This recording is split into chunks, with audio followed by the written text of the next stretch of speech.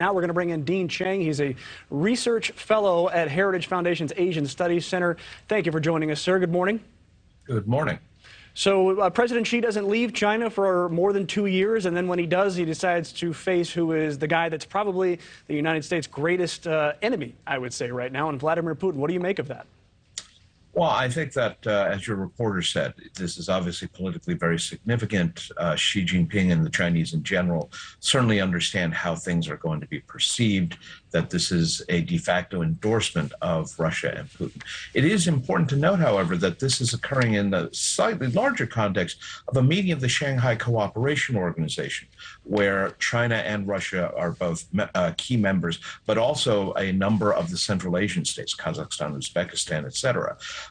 A number of those countries have been asked by Russia to provide troops and equipment to support the invasion of Ukraine, and they have all said no.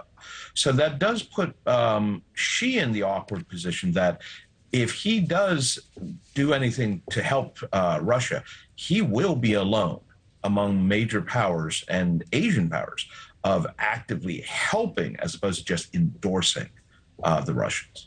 Well, yeah, it sounds like that China supports Russia in general as they both together try to counter American hegemony, but they're not really supporting this invasion. It seems like they're not really coordinating anything like that with Russia.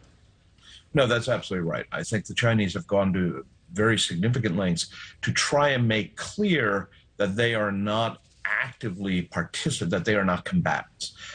In fact, the Chinese at times contrast what they're doing, which is buying things from Russia, so there's financial aid, with the U.S. and NATO, who are actively supplying weapons. I think Xi Jinping understands if he were to commit China further, even just a sale of weapons, he opens China up to the potential for sanctions and a lot of international backlash. Is there any chance that this meeting could change that, though? Do we come out of this meeting saying now China is going to be giving arms to Russia in much the same way that the United States is giving arms to Ukraine? Probably not, but there is an interesting wild card here, which is that the United States is preparing to pass a new law that would alter somewhat our relationship with Taiwan. And of course, Nancy Pelosi visited Taiwan. The Chinese fired missiles over Taiwan as a result.